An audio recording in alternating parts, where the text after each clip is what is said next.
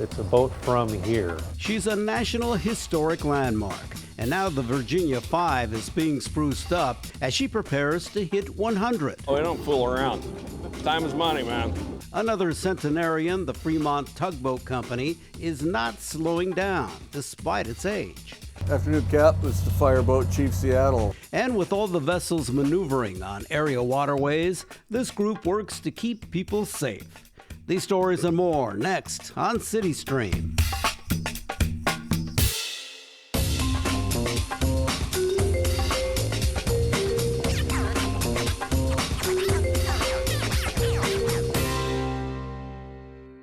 Hi, I'm Enrique Cerna, and welcome to a special maritime edition of CityStream from Pacific Fishermen Shipyard in Ballard.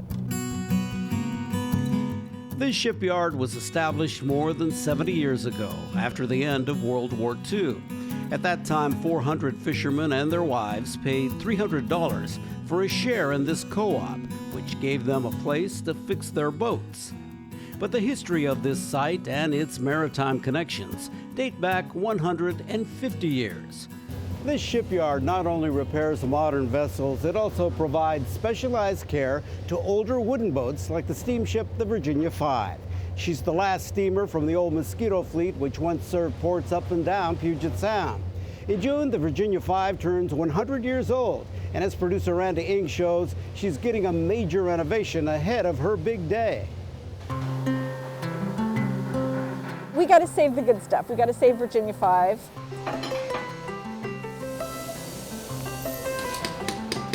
We brought the Virginia 5 into Pacific Fishermen Shipyard in Ballard, and we thought the vessel just needed some areas of rot replaced, and it turned out that we had a lot more rot than we were expecting. Essentially taking two of these planks off, it's a very small window to see what you're looking at. So we thought, well, we'll take off a couple more, and then a couple more, and we got to the point where we realized the rot was in the bow stem. So then we just decided, well, we need to change that, and then it just kept growing. Almost the entire starboard side had a lot of fungus-related rot that meant that we needed to replace frames and planks on most of the starboard side. It's a historic ship, so we have to use the right wood. It has to be old-growth Douglas fir, which tends to be more rot-resistant. We've had to source that from a couple of places on the Olympic Peninsula. They're very small sawmills. One plank, before we even do anything, is about $2,000. The structural integrity of these comes from long lengths of wood. And you can look and see how many we've done.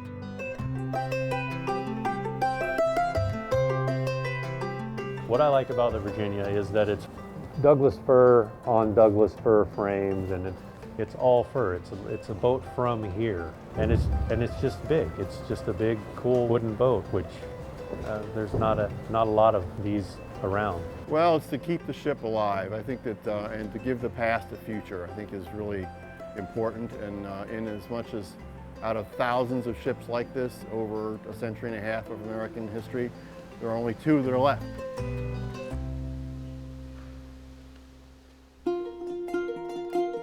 The West Pass Transportation Company was a small company that operated steamships on Puget Sound, and those steamships were part of what's known as the Mosquito Fleet. The Mosquito Fleet was the informal name for steamers that served the Puget Sound communities, the peninsula communities, the island communities, and the bigger cities. The communities were established around their waterfronts, and this was their means of communication and travel and transportation of all kinds. Carried their people, carried their mail, carried their freight, carried their livestock, their produce. So it was very much, I like to tell people, a Metro bus and a UPS truck all in one rig for those communities. Virginia 5 was actually built on the beach in Maplewood, which is on the Kitsap Peninsula, kind of across from Vashon Island. Then it was launched in March of 1922, and then brought over to downtown Seattle where the engine was installed.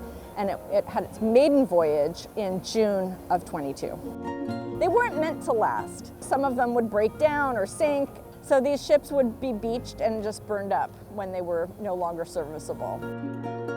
As built, Virginia 5's purpose was to provide workaday freight and passenger transportation for the people along the West Pass. So it did that into the late 1930s. By that time, public road networks was getting much better. The bridges were built and the highways were improved, and cars became the dominant way of getting around in the area. The owners of the ship did what they could to make a living. You know, for a while the ship sailed on the Columbia River. It was the last steam vessel to operate on the Columbia River in passenger service. It was unsuccessful there. It came back up into the Sound. It served under contracts with the Army, and then went into the excursion boat business, where people would spend a day on board, going to a destination. It was just a fun trip.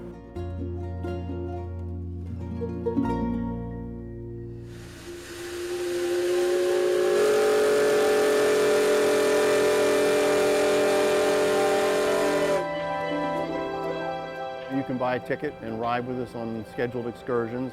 We have a seasonal schedule for it, and we do private charters, so weddings, family events, sometimes company events, and we do those both dockside and underway. While the ship can pay its routine consumable costs, rebuilding it like this is not something you could do on a business model. The process for the steaming of the plank and the hanging of a steam plank is we steam it for an hour per inch of thickness. These planks are 2.5 inches, so 2.5 hours. We take it out of the box, and it's a big rush of excitement. We get it to the boat, and then we put one of these screw jacks against the top edge of the plank up there. All the rest of them will go on the bottom edge of the plank, and they will twist it into place. And then that's it, just like that.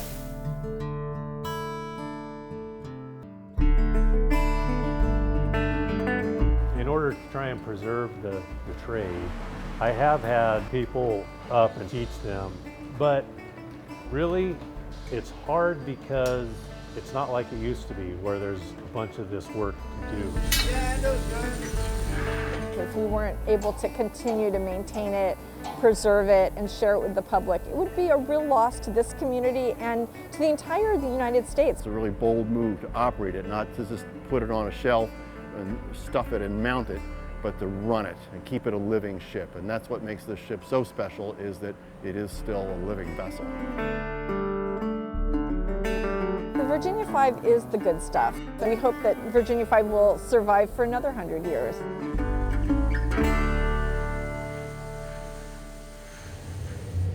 Once renovation work is complete, the Virginia 5 will begin its second century as a floating event space for weddings, fundraisers, and holiday parties.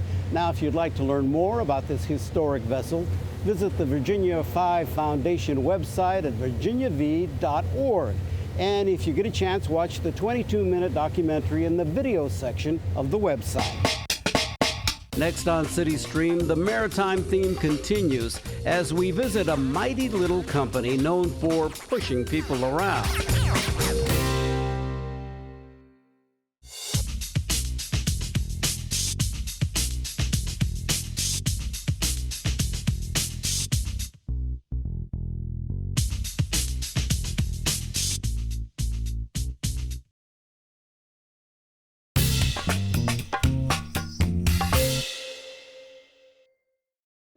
The waters from Salmon Bay to Lake Union are home to hundreds of large boats, barges, and houseboats.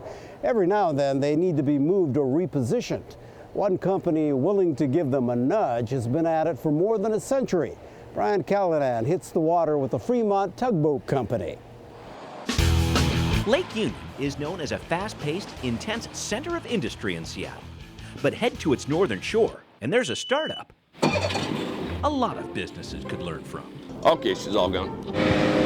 Oh, we don't fool around. Time is money, man. That's Eric Freeman of the Fremont Tugboat Company, established in 1915, and now, a century later, still going strong. Morning till night, just running around. Whenever the phone rings, we move. Fremont Boat Company. We move just about everything that people will pay us for, from, fish boats to barges to yachts to floating homes. So how tough is it to tow a floating home? Well, hold your breath. Oh, you haven't seen the tight spot. A little more angle as we come in. With tugs pushing 40 tons of houseboat from the front and back, and with just a few inches of clearance to spare, Just make sure you can stop reporting. it's a high-powered water ballet worth seeing. Controlling my end also helps his end. He goes one way, I go the other. It turns quicker. Finally, success. Thank you so much. And then, back to work. It's a constant marathon. I don't know what I'm on now, 30-something days straight, no days off. Your family's second, everything else in the world is second. You got jobs to do, you work, and that's what you do. Oh, I want a day off. Oh, I'm tired. Oh, I'm blah, blah. Yeah, well, you're gonna work instead.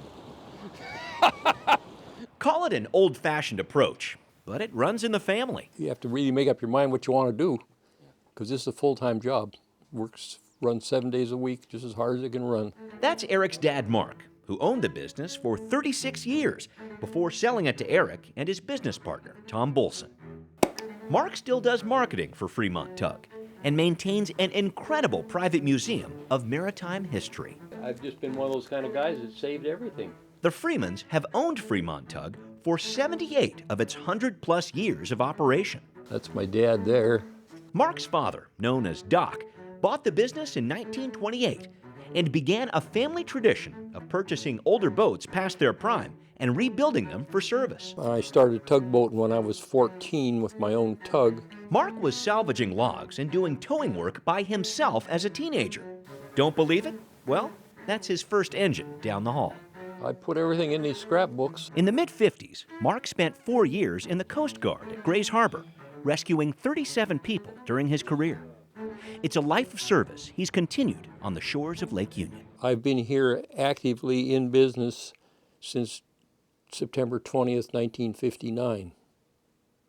That's a long time. That's a real grind. And opened the door every day, and still do. This is part of our museum. Look around, and it's plain to see. Mark is a man who knows his history. But he says a century in business caught him a bit by surprise. Never thought about it. Just went to work. And 100 years is so far away that it isn't. Fremont Tug, 100 years old. It's quite a milestone, but it's also just another piece to put in the scrapbook for Mark Freeman to research and record and catalog. I almost don't have time to talk to you. He's still working, and so is his son, proud to eclipse 100 years in the business and confident for the future, even in a growing high-tech city. Until you can move a fish boat by double-clicking on your computer, we got a job. The boat-moving business is steady, Yes, we have a 30-foot spot. and with 9 tugs working from Lake Union to the Ballard locks and beyond, Fremont Tug is a small business that's carved out a niche in the local maritime industry. But will it spark the interest of the next generation of Freeman kids? I have a daughter. If she's smart, she won't do it.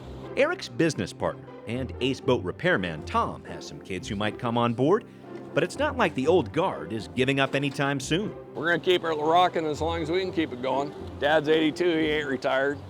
I got a long way to go till I'm 82. I'm tired, not retired.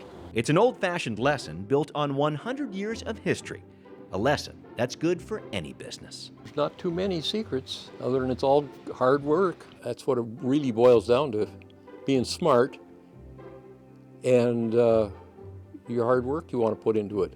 Because if you don't, somebody else will. We'll just see how long it goes. As long as we want it to, you know, till somebody gets killed, died, or wants to call it quits, but I'm not gonna be the one to surrender. This story first aired a few years ago. Since then, we're sad to report Mark Freeman has passed away. But the company is still going strong with son Doug and his business partner, Tom Bolson, at the helm. We'll be right back.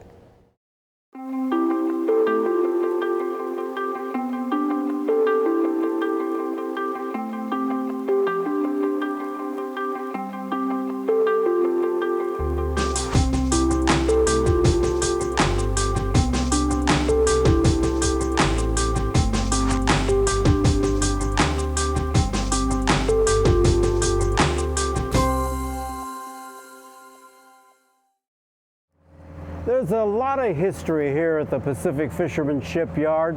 It's not just the vessels and the boats that they work on. There are also the signs. A lot of history. Some of this stuff goes back really, really far. We keep the dream alive here.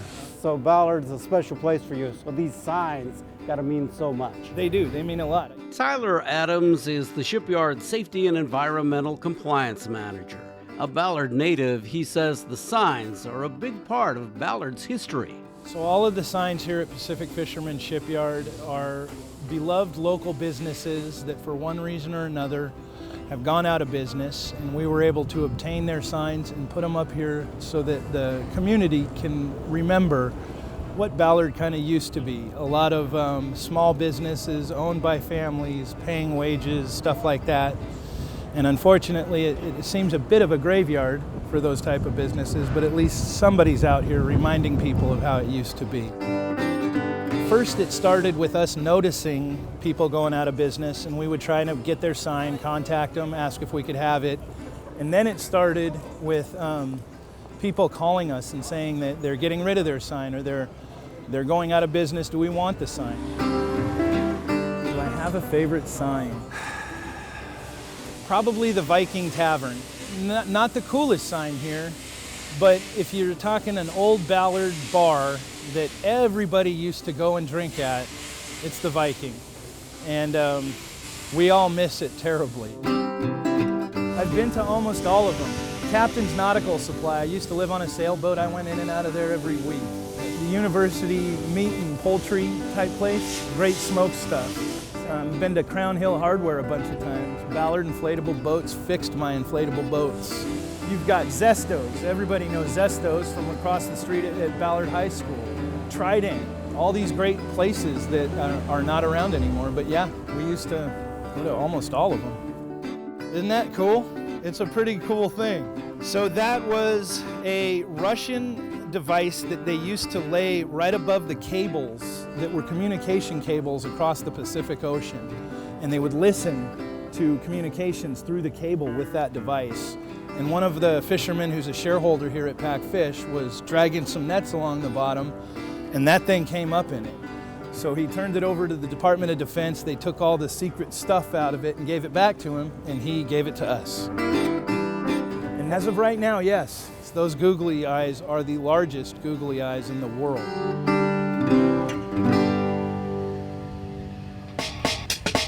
Just ahead, they're often not needed, but when they are, it's a good thing, and they're ready to go. That's next on CityStream.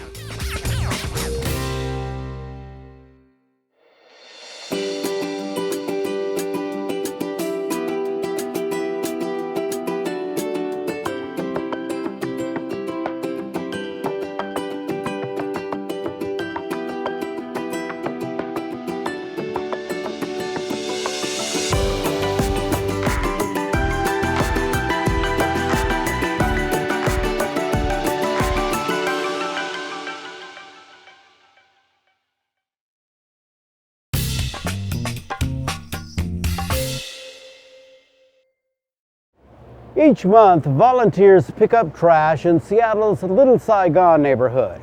Organizers say it's one way to discourage criminal activity that's been a problem there.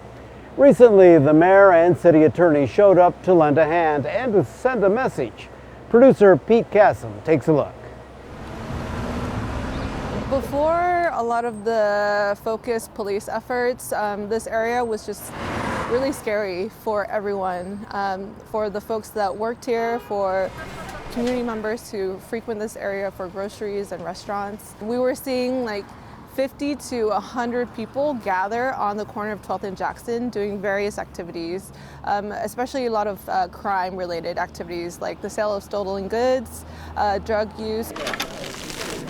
And there should be a lead with the 1B already, so you can just join the group. 1A, anybody? Each of the team captains should have the map and the area that you'll be focused on. And happy hunting! Our hopes are just to come back together as a community again and do regular cleanups and events like this. empty booze bottles, beer cans, water bottles, cigarette butts. Every little bit helps.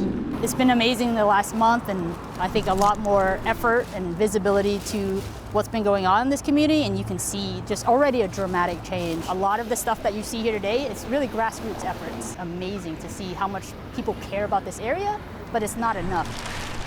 A lot of the businesses really love that it feels a lot more safe. Their employees can actually come into work without having this fear that they're going to be followed or attacked. We're really hopeful, and we're seeing the changes. The community also wants to come together and do more to maintain this level of safety. Hope and joy on heading in the right direction.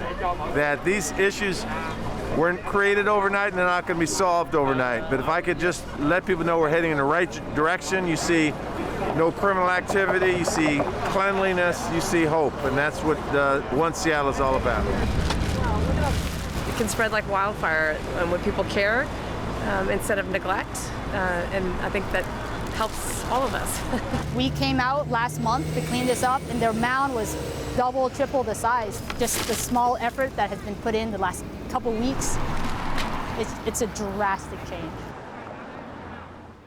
With all the pleasure craft, ferries, barges, and sailboats sharing local waterways, it gets busy out there, and that can be tough to navigate in an emergency. But Seattle firefighters are now better prepared thanks to some high-tech help from the Maritime Academy. Ian DeVere takes a look.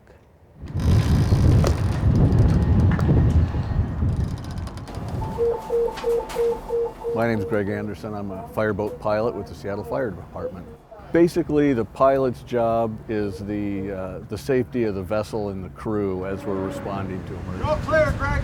Pretty much anything that happens within a block of the water we'll go to. Seattle's not only a port city, but it's a water city. There are about 200 miles of shoreline, and we're the resource that protects that. The kind of calls we run on are vessels in distress, ship fires, fires along the water. Up the Duwamish, we've had several large fires, and rescues along the waterfront. So we have regularly scheduled drills where we'll operate the cannons, we'll take lines underneath piers with small pumps, as well as a number of man overboard and underway drills. It was a particularly windy day, and there were lots of challenges around Seattle that day. Seattle Traffic, Fireboat Chief Seattle. We heard on the Marine VHF that there was a problem up north. Boats adrift, in distress up by the Edmonds Kingston Ferry Lane.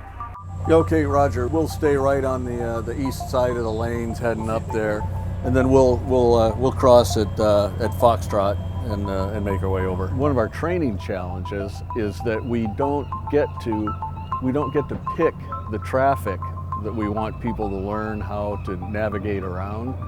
And this is where our partnership with Seattle Maritime Academy comes into play. Yeah, station calling. Go ahead, this is Ocean Mover. Yeah, Ocean Movers, this is Fireboat Lesha. We're responding to a fire over at the Eagle Harbor. The project that the Seattle Fire Department and the Seattle Maritime Academy are doing is pretty unique. Fireboat Lesha, Bainbridge Fire. Lesha, go ahead. We're able to provide experience for some of these pilots in a matter of days that they may not get over a career. Yeah, Lesha, we've arrived on scene here. We're setting up for this ferry fire. Looks like the fire is on the outer eastern end of this ferry boat, and we're going to start our firefighting procedures. What's your ETA over? Our ETA is approximately 30 minutes. The simulation is a fireboat pilot and a deckhand / watchstander. They have to go through checking in with the Seattle traffic and navigating across the traffic lanes or navigating through Elliott Bay to get to the fire area. Elliott Bay, according to the Coast Guard, is the most congested waterway in the state. So the challenges of just getting out into Elliott Bay are sometimes significant. And they get to practice this in different kinds of conditions that they might not get to otherwise. This is the ferry. Go ahead. Afternoon, Cap. This is the Fireboat Chief Seattle. We're responding up here. We had a report of a vessel adrift, and I was wondering if you saw him and could give us a little better direction. The information we get for the location of the emergency is sometimes vague. Sometimes it's latitude and longitude. Sometimes I just saw him off the ferry. We think we see him or something there. He's to the north of us. Yeah, okay, we'll head up that direction. Thanks much for the help. Fireboat Chief Seattle. We occasionally run into situations that we would like to share with all the pilots and see what kind of decision-making processes they go through, and we will incorporate those into the simulations. Yeah, let's try. This is Coast Guard 6525. We've also got a report of a person in the water. Have you heard that? Over. Fireboat Leshai, we have a visual on the person in the water. If you need any assistance, let us know. There he is right there. Bearing 286. Oh yeah, you can see him. Yeah, he's waving his arms. We're developing new scenarios all the time. And this enables Seattle Fire Department to come in here several times over the next 2 years, and as I mentioned, progressively get more and more challenging scenarios. And it makes our ability to provide these services more efficiently and certainly more safely. And the challenges are pretty close to real world. Straight ahead. You got eyes on that, Gary? Yep, got him. That boom, yeah, the boom's come off the mast. Yeah, that got just a little windier than he'd planned for. One of the best ways I've heard to describe the utility of the fireboats is that while you may not need them very often, when you do need them, there's nothing that'll replace them. The Seattle Fire Department currently has 4 fireboats. They are stationed along the Seattle waterfront and at Fisherman's Terminal here in Ballard. We'll be right back.